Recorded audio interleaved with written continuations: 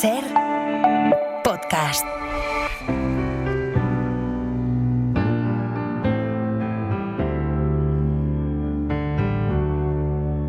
Cuando no salga mi jeta en los diarios, ni los novios bailen ya noches de boda, cuando solo esté de moda si me caigo otra vez del escenario, La ventana de los libros. cuando no sepa la orquesta la canción que te escribí, cuando las casas de apuestas no den €1 por mí, cuando cierren las cantinas y el laurel de mi corona sea de espinas, Con Benjamín Prado. aún voy a guardar un último vals para ti. En los últimos años han proliferado los clubes de lectura, lugares en los que compartir lecturas y conversar sobre lo leído. Y esta tarde hemos invitado a asomarse a la ventana de los libros a los coordinadores de varios de este tipo de clubes. Pero antes, Benjamín Prado, buenas tardes. Buenas. Javier Sagarna, hola. Hola, ¿qué tal? Entonces, Qué gusto tranquilo. tener a alguien que dice clubes, por favor. Porque hay muchos clubs. Me irrita Clubs. muchísimo lo de clubs. Además de que parece que tienes como pompas en la boca cuando dices club. Emma Vallespinos, buenas Hola, tardes. ¿qué tal? A ver, os pregunto a vosotros, ¿qué creéis que aporta un club de lectura a esa experiencia lectora? Pues una casa para los escritores, Qué porque bonito. cuando vas a los clubes de lectura estás en tu territorio, gente que ha leído tu libro, gente que te hace preguntas interesantes, que no habla en general sino en concreto, y te sientes muy arropadito. A mí me encantan, yo siempre voy. Sí, y yo creo que para los lectores también tiene mucho que ver con una familia, ¿no? O sea, llegas allí y encuentras a tu gente, a gente a la que le gusta leer, a la que le gusta compartir esas cosas, pasarse un buen rato hablando de un párrafo, cosas de ese tipo que normalmente no le gustan a la gente que uno suele encontrar por la calle, y de repente llega al club de lectura y encuentra a los mismos raros que uno es, ¿no? Con lo cual está muy bien. Sí, yo siempre digo lo mismo, que al final cuando ves una serie o una peli, tienes a mucha gente con la que comentar, ¿no? ¿Qué te pareció esta escena? ¿Qué te pasó con aquello? El libro es una actividad, ¿no? Leer es muy solitario, y al final poder hablar de algo que has hecho con otras personas que han leído lo mismo es una cosa muy chula. Vamos a incorporar a la conversación a la escritora Rosa Rivas, que es coordinadora de varios clubes de lectura sobre novela negra en Barcelona, a Juan Naranjo, que es traductor literario y coordinador de 4 clubes de lectura en la provincia de Málaga, y a Rocío Navarro, que coordina los clubes de lectura de la librería La Anónima en Madrid. Rosa, Juan, Rocío, buenas tardes. Hola, buenas tardes. ¿Cómo estáis? Oye, la primera pregunta es para los tres. ¿Estamos viviendo ahora un boom, una explosión de clubes de lectura? Rosa, empiezo por ti. Yo diría que sí, y yo creo que además es un boom que tiene una clara causa, que es que había mucha necesidad y muchas ganas de hablar de libros. Así que, pues bienvenido sea este boom y que no se acabe. Juan. Desde luego, yo creo que eso es evidente. Solo hay que echar un vistazo a cualquier librería para ver que en los últimos años es una actividad que está cada vez más presente y que además se le da más importancia. Y eso es buenísimo, porque es bueno para los escritores, bueno para los lectores, bueno para las librerías. Así que vivan los clubes de lectura. Rocío, ¿tú sabrías explicar el porqué de este boom? Bueno, yo creo, por un lado, como han dicho ya Benjamín y Emma, que había necesidad, ¿no?, de que ese acto individual que es la lectura, poder compartirlo con alguien más que comparta tus gustos y tus ideas. Y luego también, en nuestro caso por lo menos, yo creo que las compañeras estarán de acuerdo también un poco, se produce también como un acto de comunidad, ¿no?, para un punto de encuentro y de... que hay días incluso que una vez que se habla del libro, los primeros 10 minutos, y luego es básicamente estar ahí y comentar y sentirse arropada, y luego pues que se dan también muchas lecturas distintas de un mismo libro, compartiéndolo entre más compañeros. ¿Diríais que la pandemia tuvo algo que ver en esto? Para mí es de forma innegable que la pandemia tuvo algo que ver en este asunto, porque primero que reconcilió a muchísima gente con la lectura. Para mucha gente descubrió o redescubrió lo placentero que es leer, pero a la vez estábamos tan desconectados en el sentido de lo humano que creo que todos nos dimos cuenta de que ojalá poder hacer esa actividad y compartirla con otras personas y por lo tanto multiplicar ese disfrute. Así que yo creo que este boom del que estamos hablando es una consecuencia directa de lo que pasó en pandemia, sí. Pues yo creo que ya venía de antes. Yo creo que la pandemia lo que dio es quizás el último impulso, porque mucha gente también, lo que comentabais antes, la gente habla mucho de las series porque es más, quizás algo más cotidiano, y los lectores se sentían un poco abandonados porque hay tantos libros que no sabes si alguien está leyendo lo mismo que tú. Y había una necesidad que estaba antes. La pandemia quizás lo que hizo fue que nos enseñó estos instrumentos. Al principio pues lo hacíamos online, por ejemplo, y después, en cuanto pudimos volver a vernos, vino las ganas de juntarte con la gente y estar con ellos. Y como comentaba la compañera, es que se crea una potentísima comunidad. Tú lo notas, con qué alegría llega la gente al club, con qué ganas. Son los tuyos, ¿no? Porque es que a veces lo otro es como ir a un bar con un abstemio. Sí. Y dices, no mola tanto, o sea, mola más que el otro se toma unas cañitas también.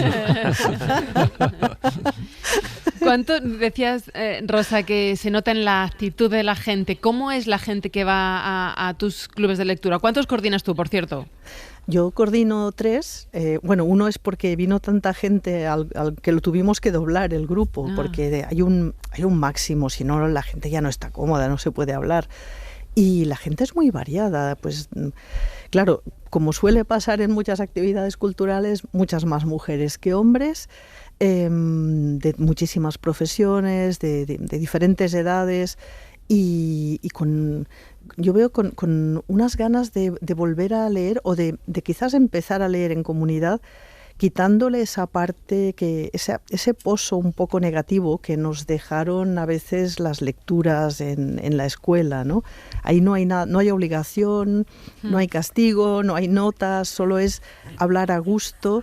Y creo que a mucha gente le está sirviendo para perder el miedo a hablar de libros. A los autores también, porque fíjate que cuando tú vas a dar un taller de literatura vas a explicar cómo se escribe.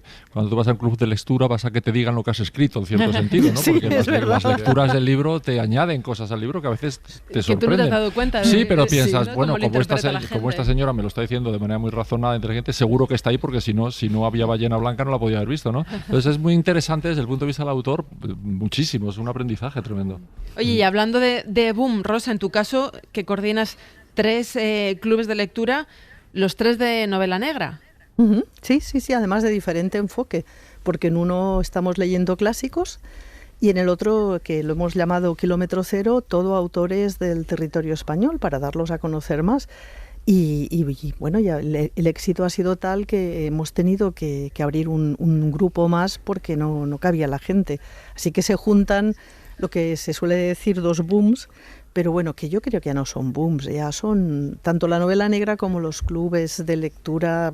Esto ya se queda, esto no es una fase, esto no es una moda. Ha venido para quedarse. Sí, es que además yo creo que eso es una de las grandes virtudes también de los clubes de lectura, que amplían muchísimo lo que lee la gente, ¿no? Uno está acostumbrado a leer un tipo de cosas y tal, y de repente en el club de lectura de repente te hacen leer esto, te hacen leer esto otro, y vas conociendo de repente en novela negra, si ese es tu foco, o en otro tipo o en un club más abierto, pues de otro tipo de cosas.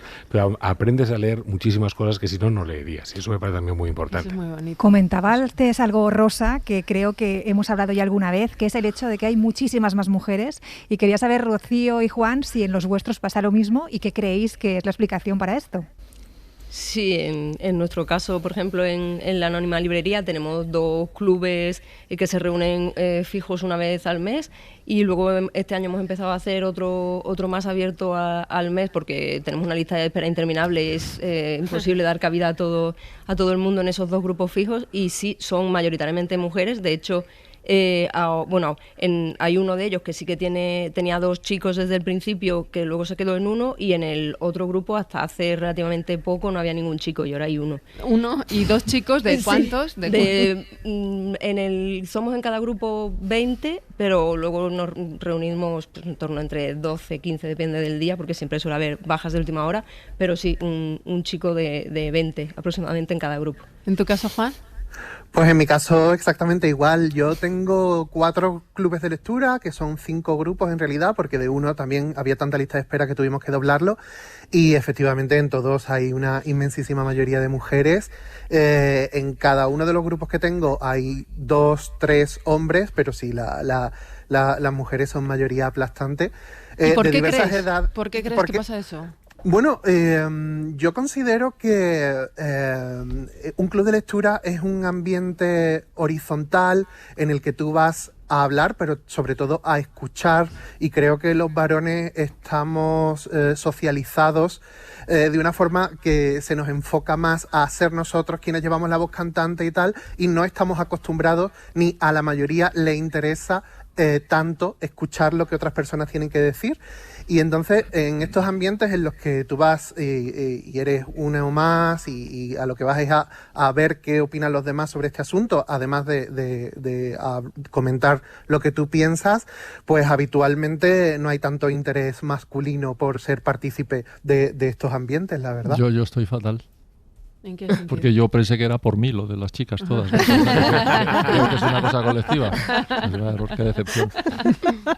Oye, decía Benjamín lo que le aporta a él como escritor los clubes de lectura, lo que estamos hablando de lo que le aporta a las participantes, sobre todo de los clubes de lectura, pero a vosotros como coordinadores, ¿qué os lleváis de esta experiencia? Pues también, yo creo en primer lugar también un enriquecimiento del libro que leemos en cada sesión, porque aunque tú lo lleves preparado y indagues y demás, siempre hay algo que, como decía Benjamín, que se le escapa al propio autor en este caso, pues a la coordinadora del club también, incluso a la gente que viene a los clubes, que muchas veces... Pocas veces hay consenso en la lectura, cuando eso pasa es muy guay, pero lo más divertido y lo más enriquecedor es que haya muchos puntos de vista y sobre todo muy contrapuestos para llevarse ese enriquecimiento y yo en mi caso como librera me beneficio también de eso, ¿no? Para saber lo que la gente puede llegar a ver y entender de una lectura en concreto. Juan. Sí, yo creo que además es muy interesante la diversidad que hay dentro de los clubes de lectura y por muy preparado que tú lleves un libro, por muy machacado que lo tengas, por mucho que te lo hayas leído ya un par de veces antes de leerlo con el club, de repente lo pones en común con personas que tienen unas edades muy diferentes a la tuya, un bagaje cultural diferente al tuyo y que por lo tanto lo ven y lo sienten desde una perspectiva que a lo mejor no tiene nada que ver con la tuya. Así que eso enriquece, multiplica tu visión de cualquier obra y te hace ver cosas que a lo mejor de otra manera no se te habrían pasado por la cabeza. Yo creo que también el auge de los clubes de lectura tiene mucho que ver con el cambio de perspectiva del consumo de la cultura. Ahora la gente no quiere ser espectadora, solo quiere participar en todos los sentidos. En las redes no se conforman con ir a un concierto, quieren participar en el concierto, no se conforman, y entonces en ese sentido los clubes de lecturas es perfecto porque es un sitio donde participas, que además en torno al mismo libro, ¿no? Pero a veces también leen uno de Tolstoy de pronto, algunos leen clásicos y demás, ¿no? Uh-huh. Me parece maravilloso que se junten 20 personas a leer La guerra y la paz, me parece una maravilla en estos tiempos de mierda, con perdón, pues me parece fantástico. Perdón. Sí. ¿Y cómo es? ¿Hay normas? ¿Cómo son las sesiones? Por ejemplo, Rosa, en uno de tus clubes, ¿hay alguna norma, o sea, algo obligatorio? Todo el mundo tiene que participar, todo el mundo, bueno, supongo que se tiene que leer el libro hasta el final, si no, no puedes entrar, ¿o cómo funciona esto? Bueno, normas pocas, porque yo creo que es justamente, estamos con adultos y queremos una lectura adulta. Y quiero que la gente se sienta muy cómoda. Si no te has acabado el libro, pero te interesa mucho escuchar qué cuentan los otros, pues te vienes igual. Yo no paso lista ni controlo si han hecho los deberes, porque no los hay. Para mí lo importante es que cada uno se comporte en el club como le apetezca más. Hay gente más participativa, hay gente que viene con apuntes y un montón de notas, hay gente que se va con muchas notas, hay gente que habla más, gente que ese día no tiene ganas de hablar, pero está a gusto ahí. Pues estupendísimo, ¿no? Yo creo que justamente la gente en un club de lectura tiene que sentirse segura, a gusto, de manera que pues quizás los que al principio son un poquito más tímidos, a la larga pues ya acabarán hablando, porque también cuesta hablar en público, cuesta un poco y hay que coger confianza, ¿no? Así que la única regla es que la gente hable con respeto. Eso es lo que estaba pensando, porque también tenéis que tener algo o mucho de psicología, porque está la típica persona, bueno, pues como en clase cuando estudiábamos, ¿no? Que siempre hablaba y acaparaba la conversación, y los otros que, bueno, ya sea por timidez o bueno, pues porque la otra persona ya está hablando, pues no participan, y vosotros tenéis que ser ahí los mediadores. Bueno, esta es tu función como moderadora, ¿no? Y repartir y estar atenta, que alguien quizás está dando señal de que quiere hablar, pero no acaba de atreverse, pero tú lo ves, ¿no? Entonces vas introduciendo, también vas dando ideas, temas para que se fijen en aspectos concretos, pero creo que sobre todo se trata de que la gente se sienta muy libre de expresarse, y sobre todo eso, que también es algo que aporta un club de lectura, es que aprendes a hablar de libros, ¿no? Que aprendes de los demás cuando cuentan lo que han visto en un libro, y tú piensas, esto es lo que yo quería decir, pero no sabía cómo expresarlo, ¿no? Porque también es ampliar tu manera de analizar, de manifestar lo que te gustó, lo que no te gustó, y pienso que eso también se aprende de los compañeros del club, se aprende mucho. Hablemos de salseo. ¿Qué pasa? Hay muchas interacciones. ¿Qué tipo de relaciones se establecen dentro de estos clubes? Se ríe. Venga, Rosa, dale. Sin decir nombres y apellidos, Rosa. Nombre, no sé, seguro que no lo hago. Bueno, no, yo creo que estoy muy contenta, y es algo que me hace muy feliz en que la gente, que nacen amistades literarias. Y además que hay una necesidad de verse después o fuera del club también. Y ahora, por ejemplo, en el club que voy a tener precisamente mañana, como en abril no hay sesión, pues y se echan de menos, pues mañana han dicho, oye, pero hacemos una cena, ¿no? O sea, que se crea una parte social muy interesante, y sí que vas viendo pues cómo nacen amistades literarias. Claro, eso es precioso. Sí, en nuestro caso también, ¿no? Se crean muchas amistades entre las asistentes a los clubes perdón.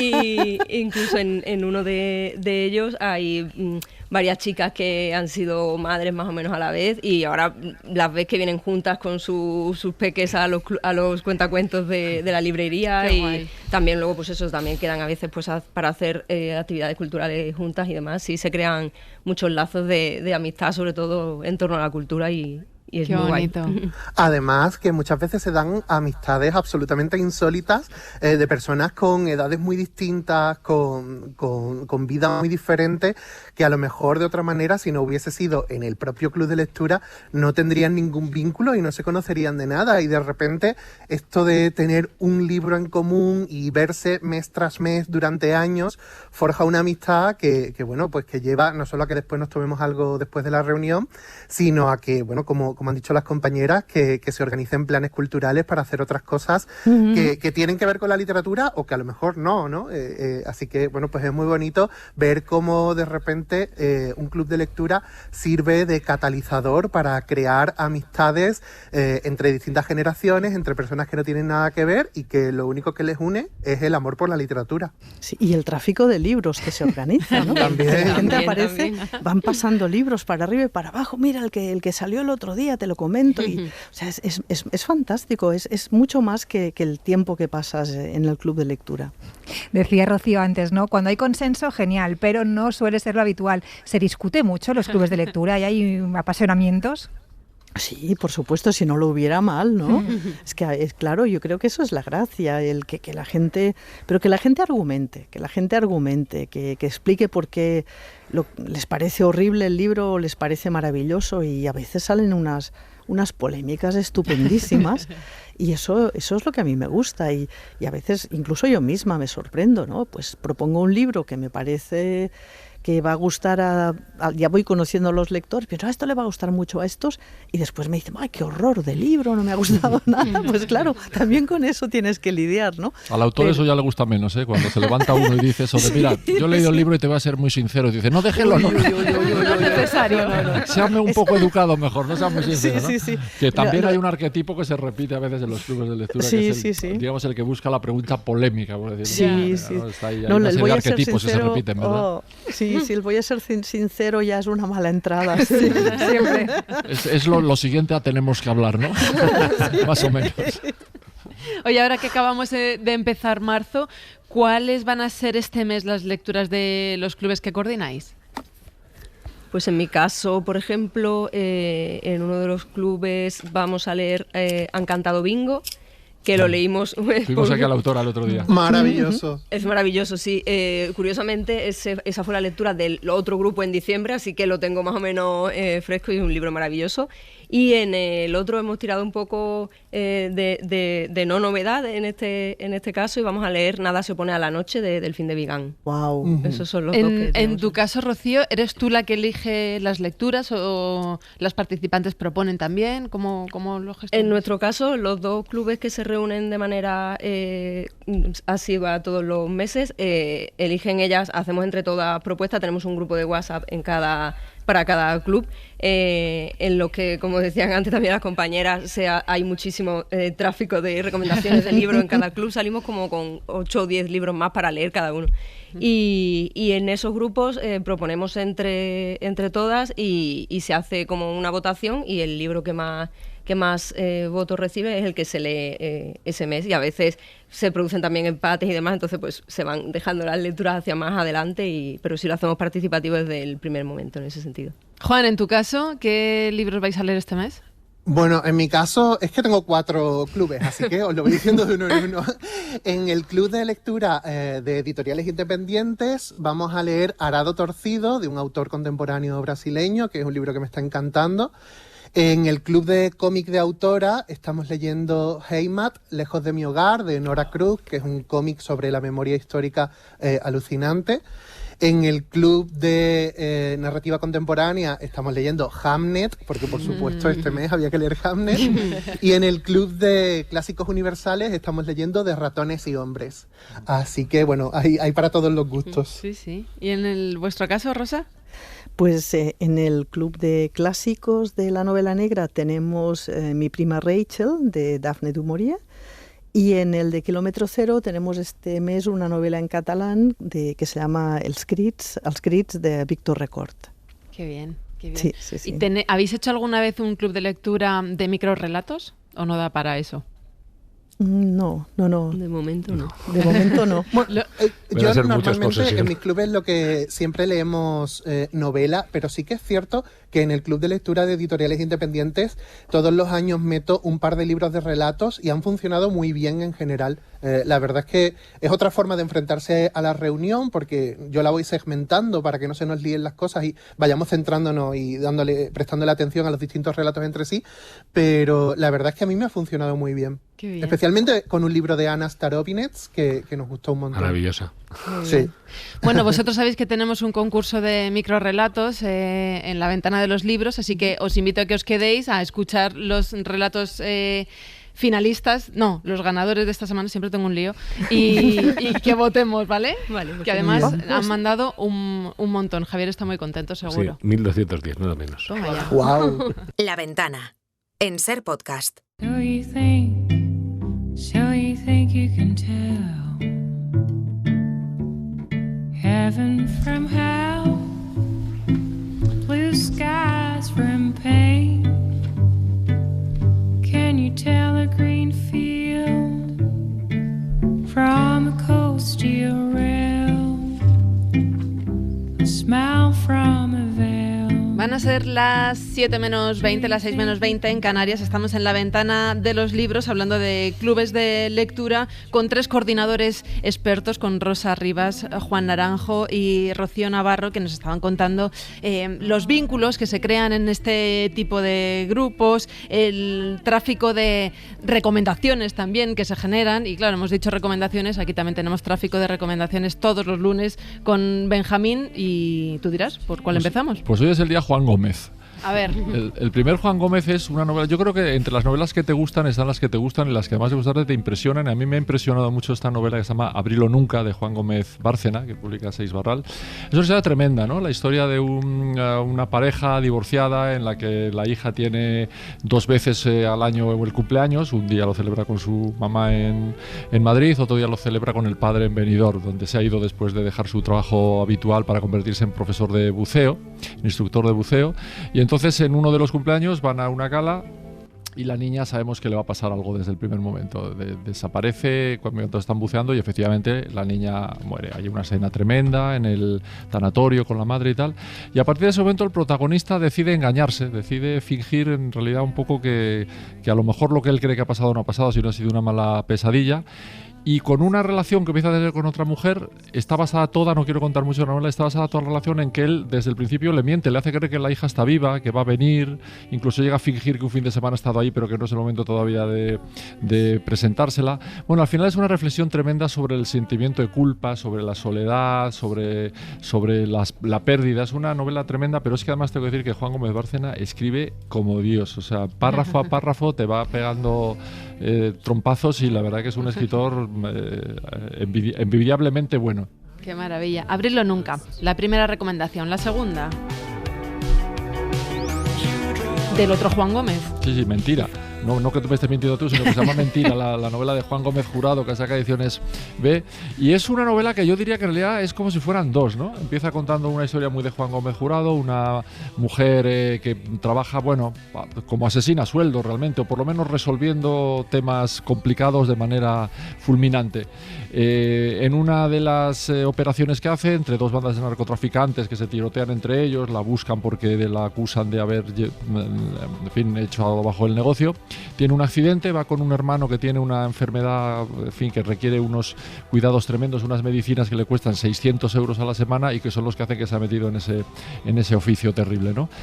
Cae en el accidente en un pueblo y como entre las identidades falsas que lleva está una de jueza, pues ellos se creen que es jueza y la hacen ser jueza de una serie de asuntos también criminales que ocurren en ese pueblo. Entonces ahí se convierte en una segunda novela y la verdad que, bueno, dos por precio. Uno, hay que decir que las novelas de Juan Gómez Jurado hay que llevarlas en tráiler también, son todas es verdad. Gorditas y entonces pues caben bien. Pero bueno, como siempre, acción, buena escritura, inmediatez y una serie que se le ve ahí detrás al texto, pero vamos. Y va a estar aquí en la ventana de los libros en 2 semanas, ¿no? Lo sé que lo traemos en 2 semanas.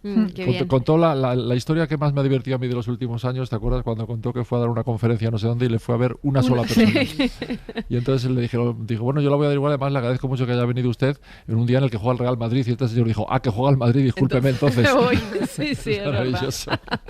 Es verdad. Mara Torres, buenas tardes. ¿Qué tal? Buenas tardes, Marta y todos. Súmate a la conversación, a escuchar los microrelatos de esta semana. Hemos recibido un montón, 1200. 1210. 1210. Es verdad que había más tiempo. No le quites 10 al prepotente de Sagarna.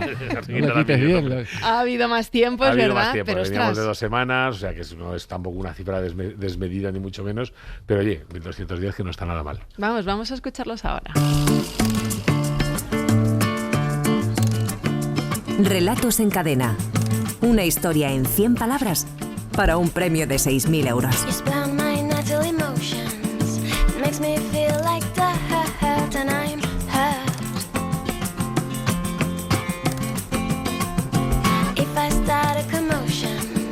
A ver, enseguida vamos a saludar a los finalistas de esta semana. Rosa, Juan, Rocío, ¿estáis preparados para escuchar los 3 microrelatos? Ahora elegiremos y votaremos.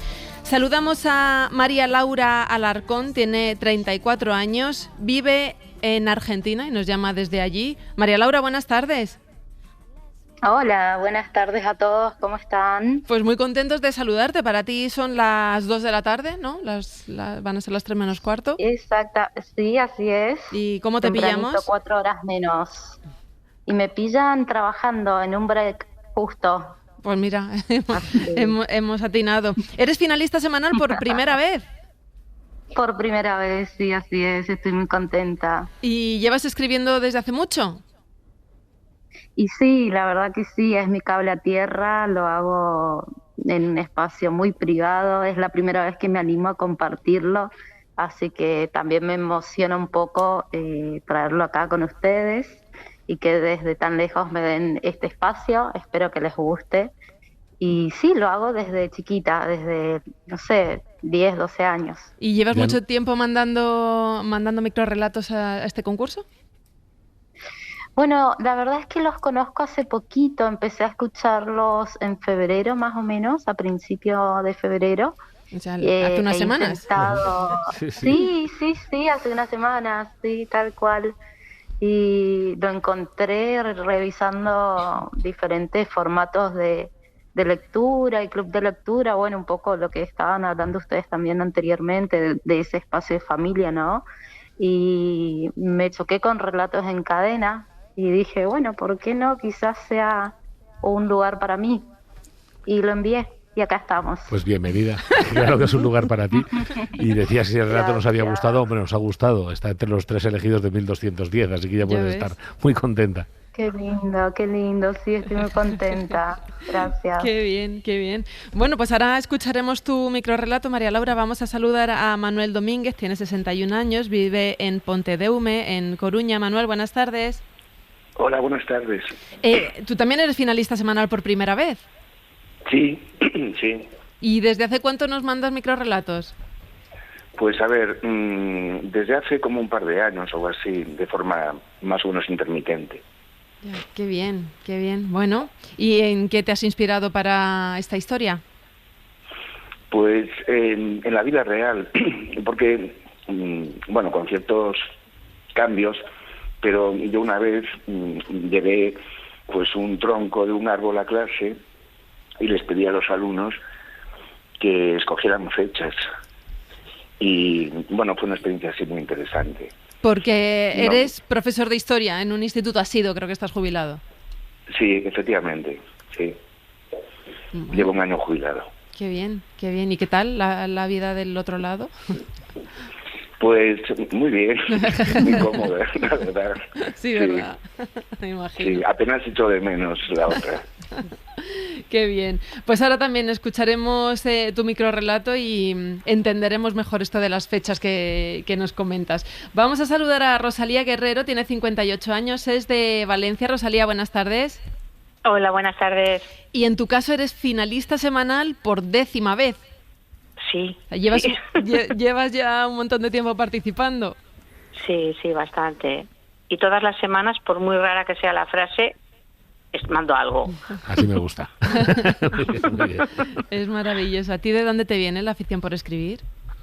Pues surgió un día, al cumplir 50 años, pues por hacer algo especial, ¿no? Darle un pequeño giro a la vida, y la verdad es que es de las mejores cosas que me han pasado desde entonces.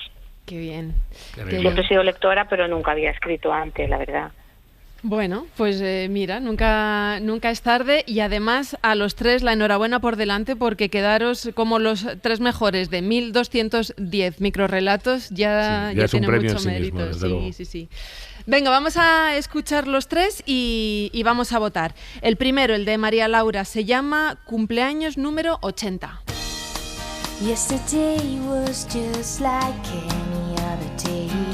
Había tenido el cuidado de precisar la edad. Por fin llegó su cumpleaños número 80. Crucé el geriátrico entre enfermeras que arrastraban ancianos. Ella me esperaba. ¿La encontraste, querida?, me preguntó con un hilo de voz. Sí, abuela. Estaba debajo de la cama. Con una sonrisa que erizó mi piel, frotó el cristal entre sus manos nudosas y rezó. Atrapada estoy, nueva seré. De pronto el mundo se encogió. Frente a mí estaba una niña de 8 años. Lo siento, susurró alejándose. Desde adentro, yo golpeaba el vidrio mientras mi propio cuerpo se marchaba por el pasillo. Bueno. Esto es todo un señor relato de miedo, ¿verdad? Efectivamente, vamos con la protagonista, o la que pensamos que es la protagonista. Llegamos ingenuamente allí con la abuelita, que tiene tanta pinta, la pobre mujer, de ser un encanto, y de repente hace este conjuro y nos encontramos atrapados dentro, y que ella nos ha tomado el cuerpo, nos ha tomado la vida y se aleja de nosotros, ¿no? La verdad es que es un relato que tiene todo lo que tiene que tener un relato de miedo. Maravilloso. Vamos a escuchar el de Manuel Domínguez, se llama Aprendiendo cronología.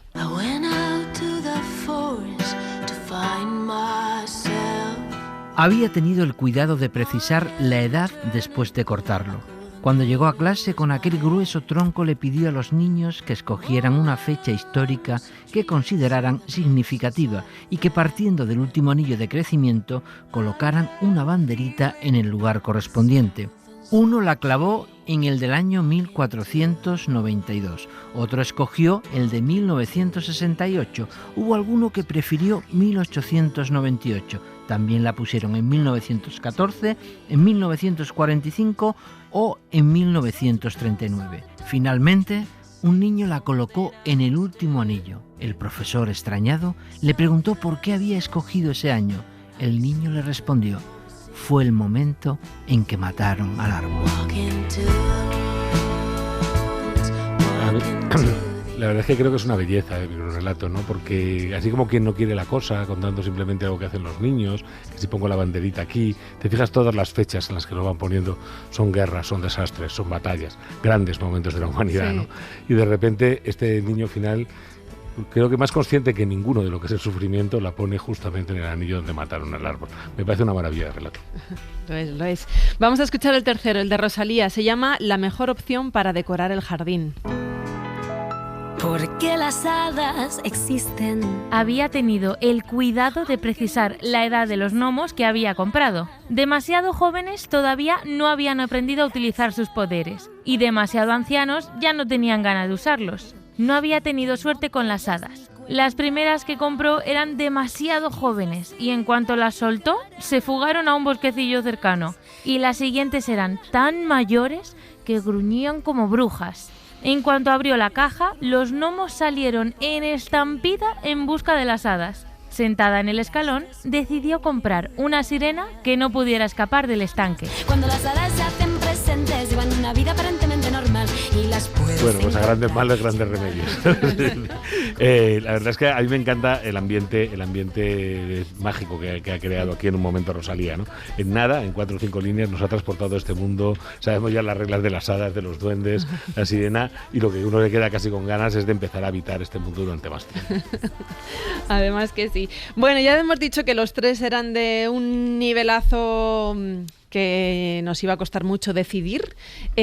Vamos a votar. Los microrrelatistas lo han hecho ya primero. María Laura, ¿tú has votado por? Para decorar el jardín. Por Rosalía. Manuel, ¿tú has votado por? El primero, por el de María Laura. El cumpleaños número 80, sí. Eso es. ¿Y tú, Rosalía? Yo por ese niño enamorado del árbol, me ha encantado. A ver, nuestros coordinadores de clubes de lectura. Rosa, ¿tú por cuál votas? Yo voto por el del árbol, que me ha parecido muy sensible y muy emocionante. El de Manuel. ¿Juan? Yo lo siento, no puedo ser objetivo, pero es que el terror latinoamericano escrito por mujeres es mi absoluta debilidad, así que yo me quedo con María Laura. Rocío, ¿y tú? Yo me sumo a la opinión de Juan y también voto cumpleaños número 80. Vale. Mara. Yo me voy a quedar con la mejor opción para decorar el jardín de Rosalía. Emma. Yo por Manuel, el segundo. Jolín, está Sí. muy ajustado. El empate. Benja. Yo por Manuel y su árbol testigo de la historia también. Javier. Y yo por Manuel también. Bueno, pues entonces Manuel pasa a la final mensual. María Laura, Rosalía, muchísimas gracias. Seguid escribiendo el mes que viene. Por supuesto. Muchas gracias, sí, por supuesto, ahí vamos a estar. Muy bien. Manuel, enhorabuena. Muchas gracias. Qué bien. Pues dejo los deberes, si te venga, parece. venga. Fue el momento en que mataron al árbol. No está mal como frase inicial. Está chula. Está bien, sí. Fue el momento en que mataron al árbol. Tiene hasta el próximo jueves a las 12 de la mañana para enviar sus microrrelatos a través de la página web de la Escuela de Escritores, escueladeescritores.com. Qué bien. Vosotros, a los coordinadores de los clubes de lectura, escribís normalmente, ya sea el género que sea, microrrelato, poesía, novela? Yo no. Me encantaría, pero no. ¿Lo habéis intentado al menos? Yo sí, yo soy autor de un cómic que salió en 2020 con Sapristi, se llama Mariquita, una historia autobiográfica de la homofobia. Y bueno, y ahora estoy con otra cosa de la que podré hablar pronto. Rosa, tú sí. Yo soy escritora, sí. Y por eso disfruto además doblemente los clubes de lectura. Qué bien, qué bien. Bueno, pues vamos a encender la luz del faro, ¿no? Vamos a ver.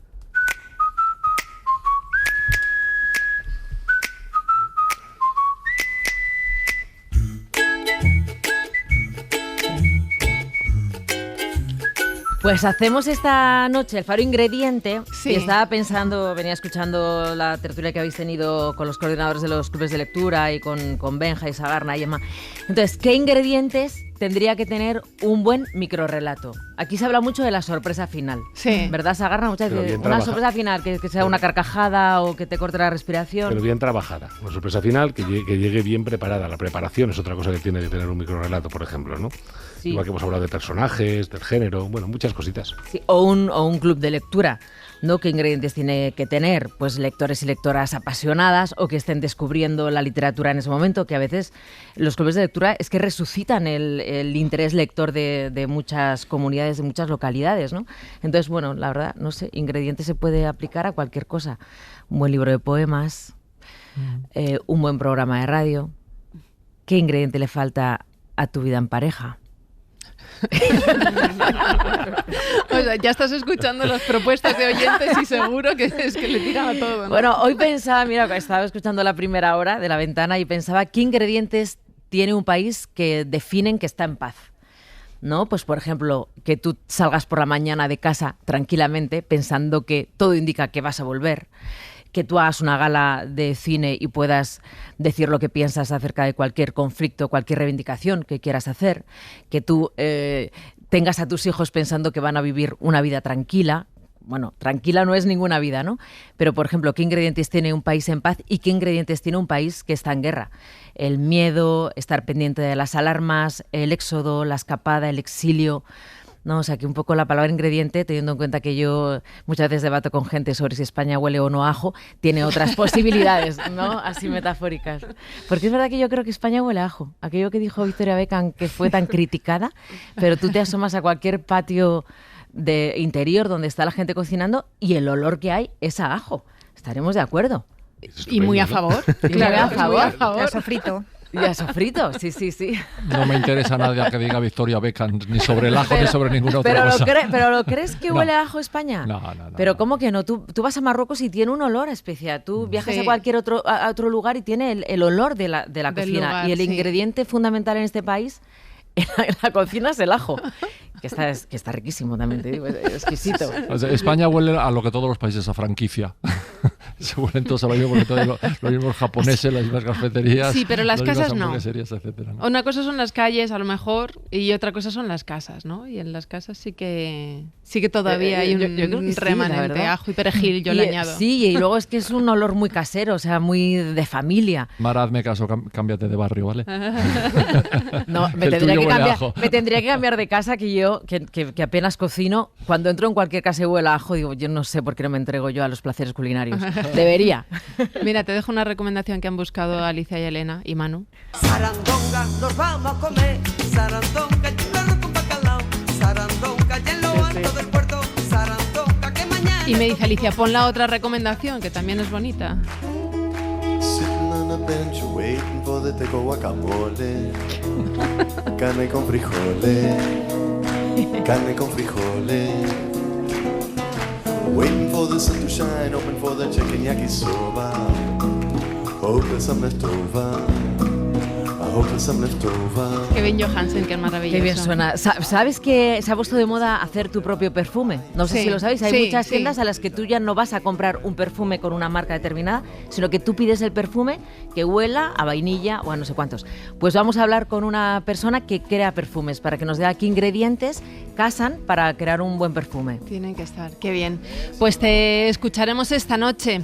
Antes de cerrar la hora, quería preguntarle a Rosa, Juan, a Rocío, si alguien se está pensando si ir o no a un club de lectura, Rosa, antes cuando hemos hecho el avance durante todo por la radio, alguien, creo que era Tony, decía, es que a mí eso de que me pongan como un tiempo limitado para leer un libro me echa un poquito para atrás. ¿Qué le diríais para animar? Si estáis ahí en la duda, venga, tenéis que hacerlo. Rosa.